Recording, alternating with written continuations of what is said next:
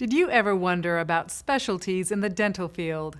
The area of dentistry specializing in mouth restorations is prosthodontics.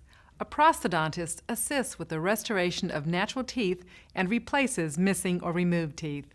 They're skilled in dental work such as crowns, bridges, and dentures. Patients who have had surgery for oral cancer are often referred to a prosthodontist. The prosthodontist will restore the portion of the mouth that was removed due to oral cancer. The main goals are comfort, a natural appearance, and normal oral function for the patient. If you're in need of an oral restoration or have any questions on prosthodontics, speak with your dentist.